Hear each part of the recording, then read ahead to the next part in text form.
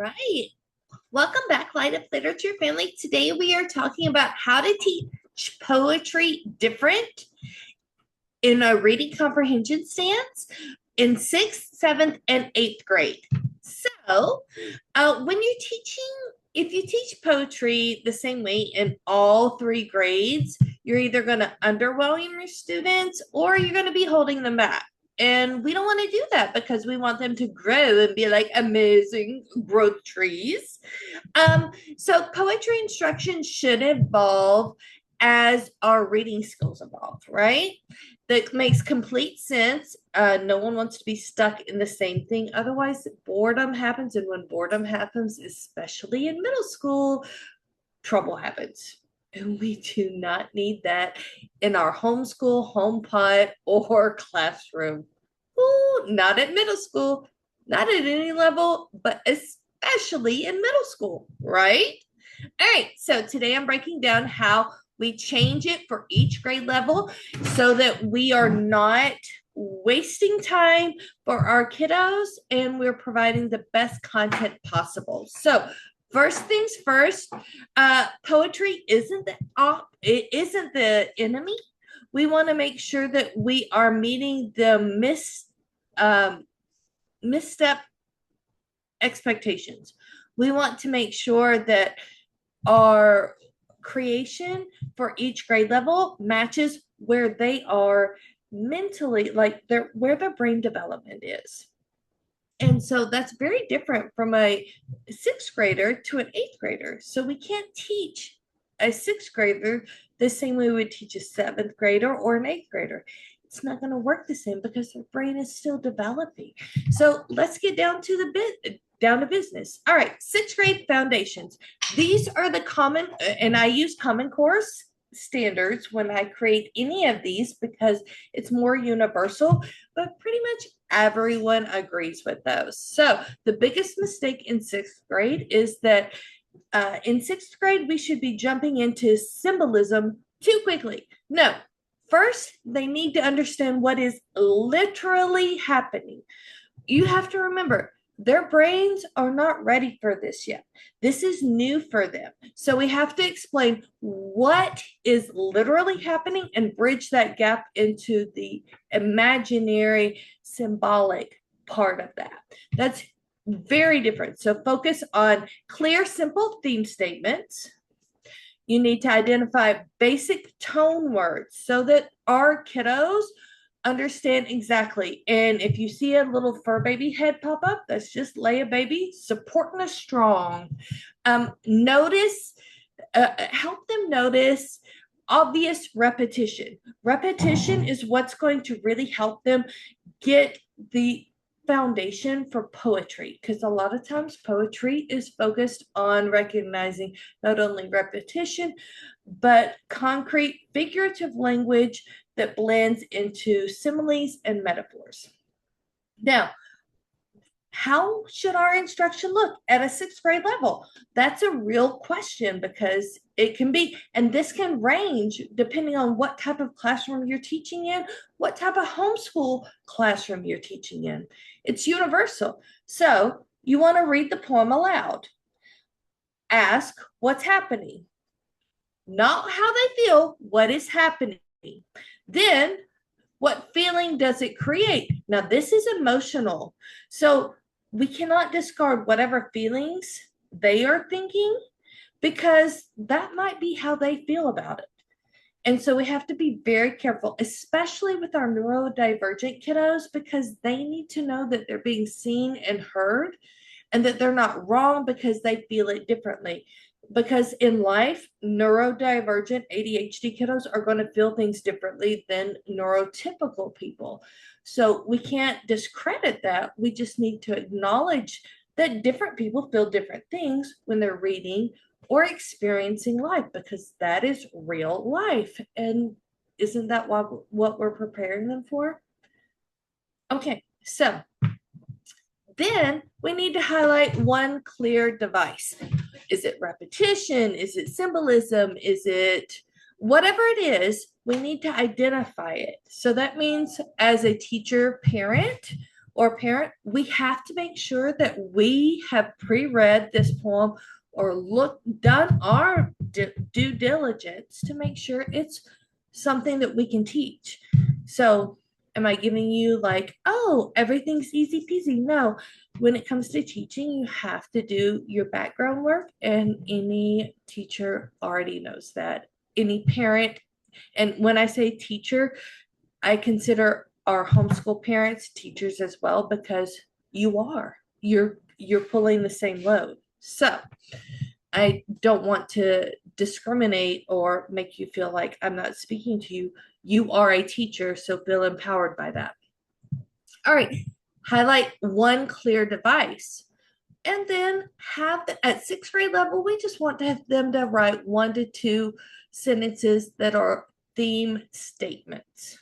Now, this can be a little bit different for every student. The key is that students, if they can explain what's happening in their own words, they're really not ready for deeper interpretation, because they're not there yet. They're still grasping with that initial boundary of what it is literally saying versus what it is figuratively or symbolically saying.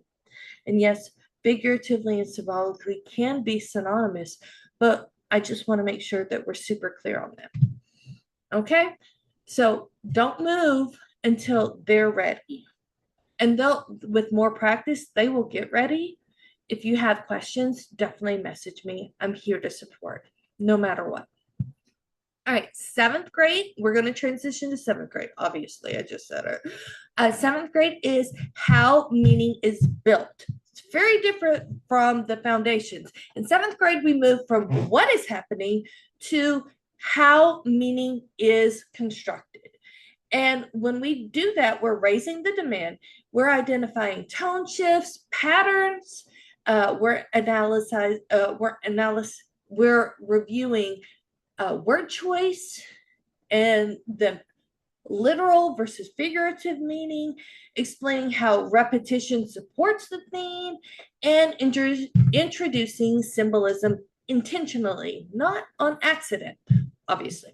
So instruction should look like we are making sure that the tone at the begin, we're identifying tone at the beginning. So what's the attitude? Remember, tone is the attitude. What is the attitude in the beginning versus the end? What changed? What one device is directly connected to the meaning? And what do we require for text evidence in writing? Because reading and writing go hand in hand. So we need to see how the left hand works with the right hand. That might be different on your screen. All right, now 8th grade, we have gone to a completely different level. By 8th grade, we are looking at poetry as argumentative and craft. Students should be able to identify multiple possible themes, rhetorical devices, explain how structure shapes meaning, and also how literary devices and author's purpose create meaning very uniquely compared to a 6th or 7th grader.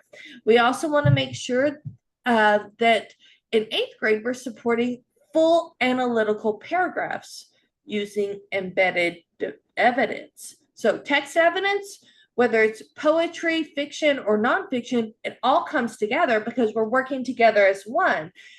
But teaching them this in poetry can be a little challenging sometimes and feel uncertain. So we want to make sure that we're teaching them how interpretation must be defended.